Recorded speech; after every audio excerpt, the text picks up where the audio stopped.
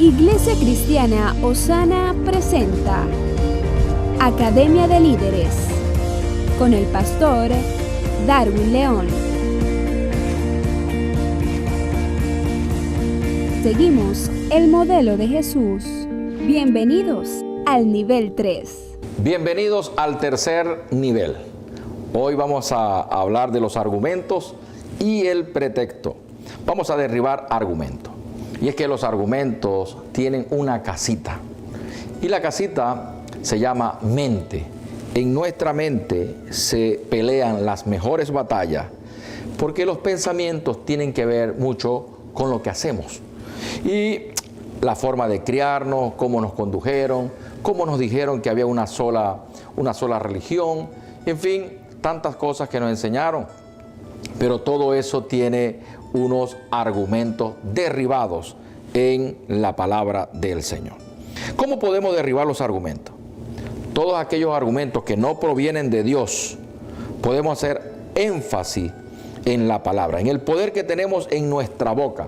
Diga conmigo, en mi boca hay un poder, en mi boca hay un milagro.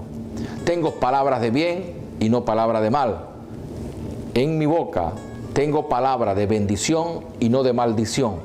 Todos los argumentos se derriban con una palabra. Dios hizo la tierra, el cielo y su plenitud con una palabra. Digo, hágase la tierra. Se hizo la tierra. Entonces, en nuestra boca hay un poder. ¿Dónde se levantan los argumentos? En la mente. Vamos a leer lo que dice el apóstol Pablo en la segunda carta de los Corintios, capítulo 10, del 3 al 5.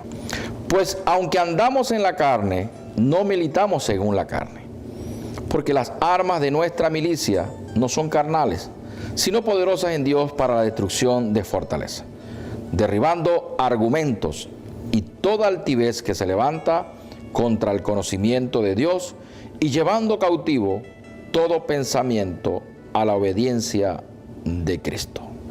Los argumentos están en la mente. Muchos de nosotros tardamos años para llegar al conocimiento de la verdad. Siempre supimos que Jesucristo es el camino, la verdad y la vida. Pero teníamos altivez, decíamos, yo no necesito de Dios. Tenía argumentos, estoy muy joven. Otros decían, ya eso no es para mí porque estoy muy anciano. Eso es para los muchachos. Los muchachos dicen, no, eso es para los viejos. Entonces siempre tuvimos argumentos. Los argumentos me separan del conocimiento de Dios. Dice el apóstol Pablo que aunque andemos en la carne, no militamos en la carne, sino que nuestras armas son fuertes en el Señor. Es poderosa para destruir la palabra. La palabra es poderosa para destruir todo argumento que se levante contra el conocimiento de Dios. Es decir, que yo puedo entrar a la presencia de Dios confiadamente porque no hay argumento válido que me separa de Dios. Solamente hay que decidir y permitirle al Rey de Reyes y Señor de Señores que entre en mi mente y entre en mi corazón. Dice la Biblia que toda altivez y la fortaleza me separa del hombre. Son elementos que el enemigo ha usado. Yo comúnmente escucho a personas que dicen, por ejemplo, yo no necesito de Dios. Quien necesita es mi esposo.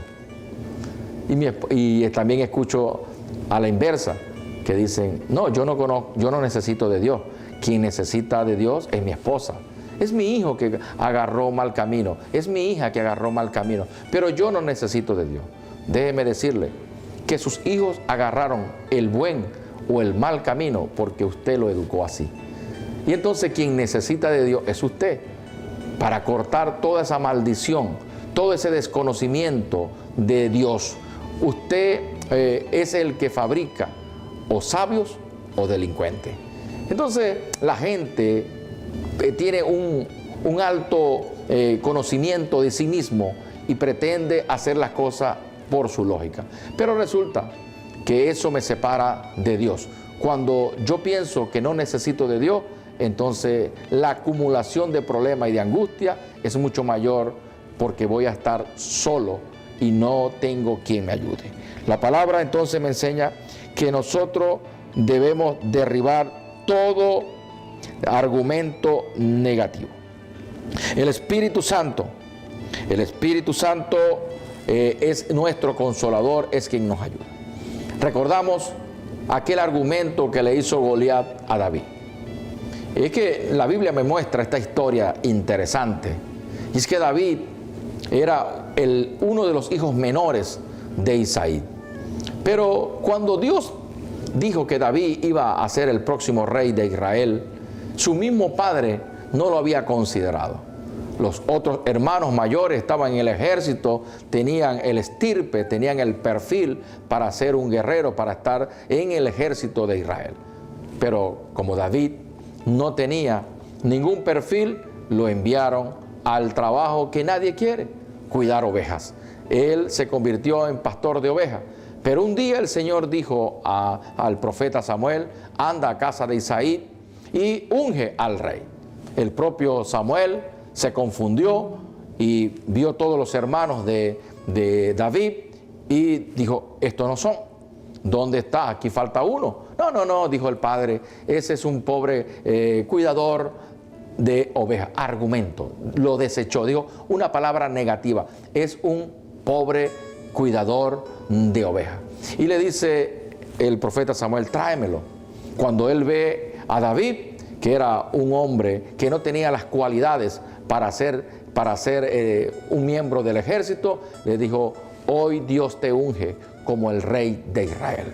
Los argumentos que tenía el padre quería infundírselo en aquel, pero David, que era un hombre de mente grande, dice la Biblia que conforme a Dios era su corazón. Y David comenzó a entender, a recibir por sí mismo que él era capaz de gobernar a Israel porque había aprendido pastoreando las ovejas. Los argumentos desaparecieron de la mente de David cuando entendió que su ayuda era el Dios de Israel. Una vez que escucha David que el ejército de Israel ha sido amedrentado por Goliat, tenía 40 días Goliat llamando al pueblo de Israel miedoso, cobarde, y desafiaba a Saúl el rey para que fueran a pelear y no hubiese más derramamiento de sangre.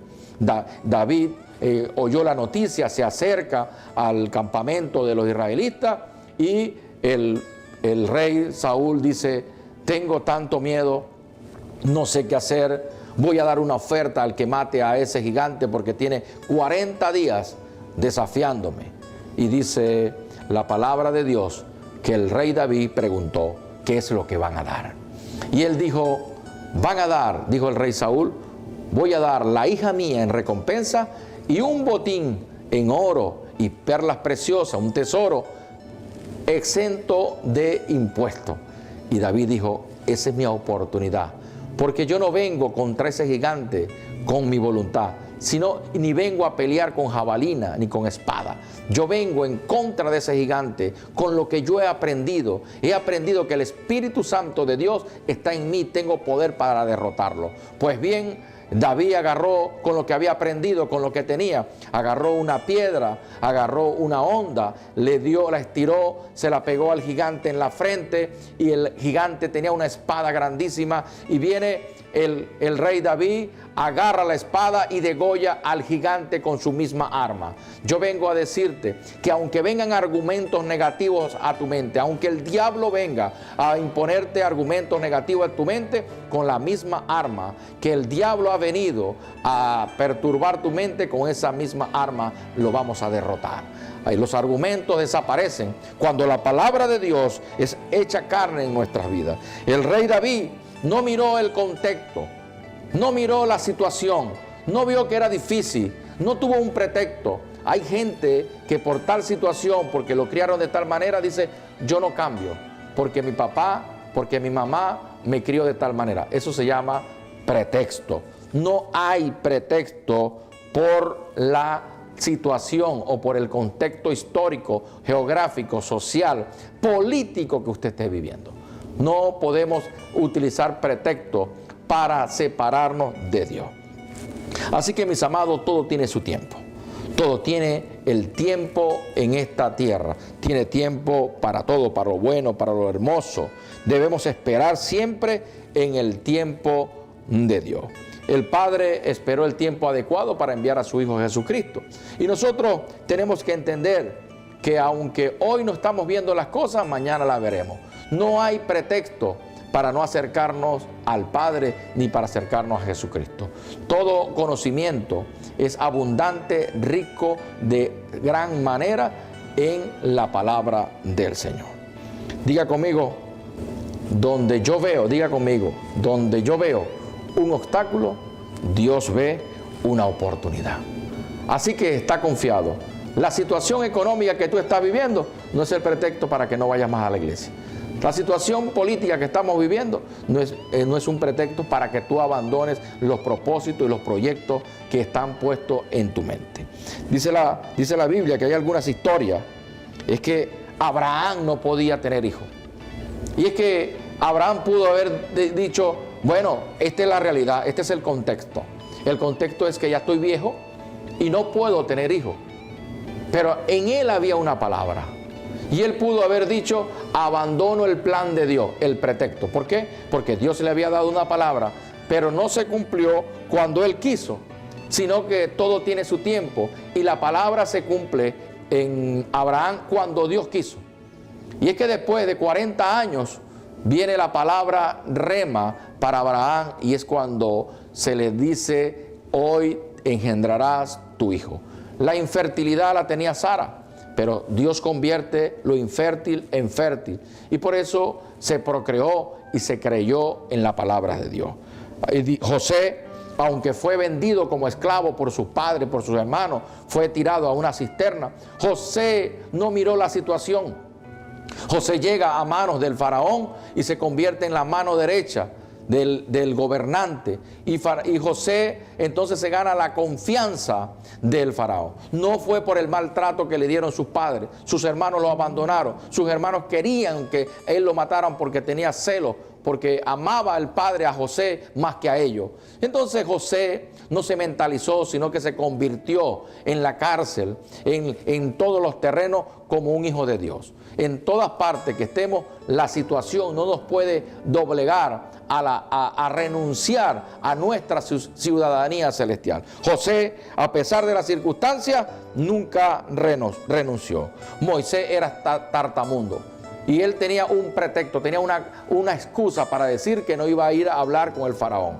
Pero el Señor le dijo, no hay pretexto.